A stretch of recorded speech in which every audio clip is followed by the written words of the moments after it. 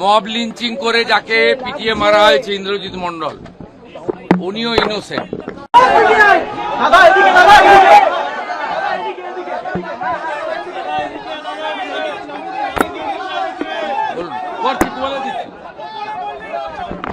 বলে দিচ্ছি বলুন।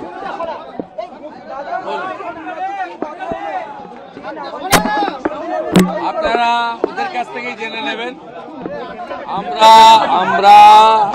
আমরা শুধু বারুইপুরের ইনসিডেন্ট নয়, কোথাও এই ধরনের ঘটনা এই রাজ্যে যাতে না ঘটে তার ব্যবস্থা প্রথম দিন থেকেই নিচ্ছি।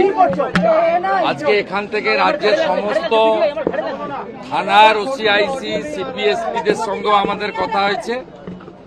আমি শুধু একটা কথাই বলবো যে সরকার এবং পুলিশ এক্ষেত্রে যা করার করছে, এবং আমার সঙ্গে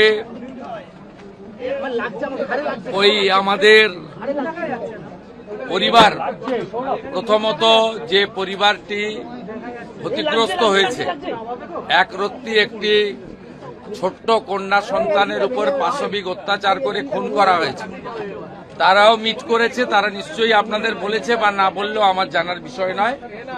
আমি কথা বলে স্যাটিসফাইড এবং আমার মনে হচ্ছে ওরাও স্যাটিসফাইড। আমি একটা প্রাইমারিলি পুলিশ যা বলেছে, দেখুন, I am not the investigating authority. Mob lynching করে যাকে পিটিয়ে মারা হয়েছে ইন্দ্রজিৎ মণ্ডল, উনিও ইনোসেন্ট। পুলিশ আমাকে যা বলেছে, এটা আমার কথা নয়। তার পরিবারের সঙ্গে আমি মিট করেছি, তিনিও জাস্টিস পাবেন।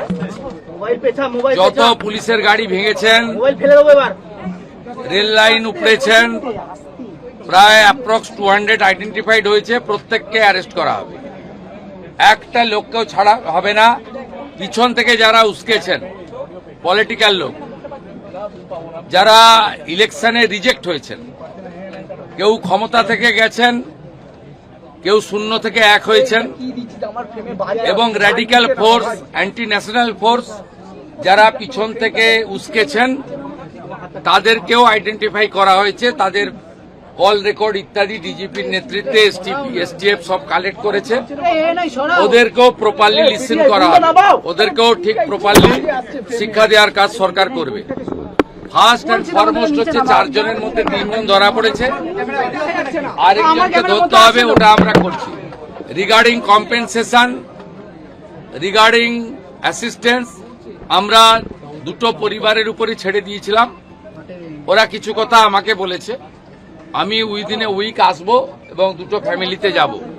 তখন সরকার, ওরা যা চেয়েছে, সরকার যা করলো দেখতে পাবেন। সূর্যপুরে ভিকটিম ফ্যামিলি একটা আউটপোস্ট চেয়েছেন, আমরা আউটপোস্টও ডিজিপি এইচএস কে বলেছি করতে হবে। প্রয়োজন হলে রেন্টাল বাড়ি নিয়ে খনি চালু করতে হবে, এবং আমি যখন ভিকটিমদের সঙ্গে মিট করতে আসবো তখন আউটপোস্টের ইনোগ্রেশন হবে।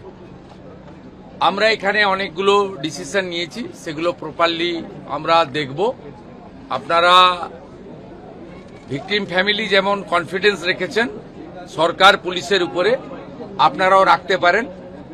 আমার মনে হয় না এর আগে কোনো পুলিশ মন্ত্রী বা মুখ্যমন্ত্রী এই ধরনের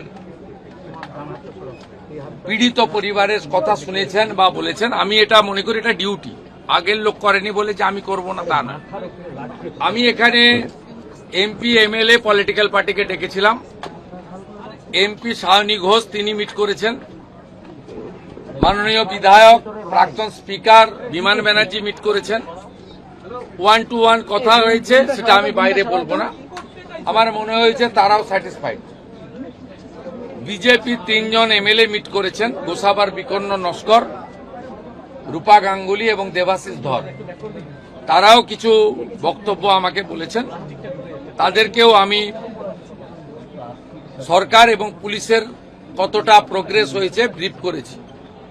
আমার বিশ্বাস, এবং এখান থেকে আমি ভার্চুয়ালি গোটা রাজ্যের সমস্ত থানার সঙ্গে যুক্ত হয়েছি, আমি তাদের পরিষ্কার বলেছি যে ঘটনা রোধ করতে হবে এবং প্রপার আপনার যে প্রসিডিওর আছে ভারতীয় ন্যায় সংহিতা, সুপ্রিম কোর্টের একাধিক গাইডলাইন, জাতীয় মহিলা কমিশন, জাতীয় মহিলা শিশু রক্ষা কমিশন, পস্কো অ্যাক্টসের আয়তায় যে গাইডলাইনগুলো আছে, হিউম্যান রাইটস কমিশনের যে গাইডলাইনগুলো আছে, রাজ্য সরকারের যে বর্তমান সরকারের যে মনোভাব, বারে বারে মুখ্যমন্ত্রী যে কথাগুলো বলছেন, তার মন্ত্রীরা বলছেন, ডিজিপি যে নির্দেশ দিচ্ছেন, এগুলো আপনাকে ফলো করতে হবে। আমরা পুরো বিষয়টা দেখেছি। এখানে মিসিং ডায়েরি হয়েছে আগের দিন রাত্রিবেলা 11:50 PM তারপরে ক্রমান্বয়ে যে ঘটনাগুলো হয়েছে মিনিট টু মিনিট আমি প্রাইমারি অ্যানালাইসিস করেছি। সূর্যপুর থানার ক্যাম্প ইনচার্জ দিদেন IC Baruipur, SDPO Baruipur, additional SP Baruipur, in presence of the DGP and SP ADG IG, আমরা আমাদের পার্টেও পুরো অ্যানালাইসিস করেছি। আমি ডিজিপিকে 72 ঘন্টা টাইম দিয়েছি। তিনি আমাকে, আমি যা ফাইন্ডিংস পেয়েছি, ওনার যে অ্যাডমিনিস্ট্রেটিভ প্রসিডিওর রয়েছে, প্রসিডিওর অনুযায়ী একটা রিপোর্ট দেবেন। রিপোর্ট দেওয়ার পরে অ্যাডমিনিস্ট্রেটিভ পার্টে আমাদের যে অ্যাকশন নেওয়ার, আমাদের কোনো লোকের যদি কোনো ওই টাইমের মধ্যে কোনো শিথিলতা থাকে 1%ও, সেক্ষেত্রেও খুব স্ট্রং অ্যাকশন নেওয়া হবে। আমি পাওয়ারে আসার পরে বা মুখ্যমন্ত্রিত্ব দায়িত্বের পরে আরজি করের মামলায় 3 জন টপ আইপিএস অফিসারকে সাসপেন্ড করেছি। এক্ষেত্রে আমার মেসেজ খুব ক্লিয়ার আছে, সবাই সেটা দেখেছে। আমি খুব পার্সোনালি স্যাটিসফাইড যে ওইটুকু একটা বাচ্চা মেয়ের পরিবার, সেই পরিবার এন্টায়ার আমার সঙ্গে প্রায় 10 জন বাবা মা সহ মিট করেছে এবং তারা কনফিডেন্স জানিয়েছে, আস্থা জানিয়েছে সরকারের উপরে, মুখ্যমন্ত্রীর উপরে, পুলিশের উপরে। এটা আমার আজকে বড় প্রাপ্তি।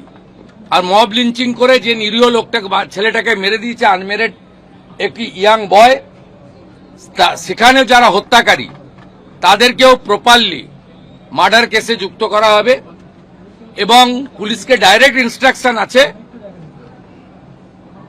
যে যারা যারা হুলিগানিজম করেছে পুরো দিন ধরে তাদের এগেনস্টে অ্যাকশন হবে। আমি এখান থেকে বাইপাসের একটি প্রাইভেট হসপিটালে যাচ্ছি। 3 জন পুলিশ কর্মী ইনজোর্ড হয়ে ওখানে অ্যাডমিশন আছে, তাদের সঙ্গে আমি মিট করব।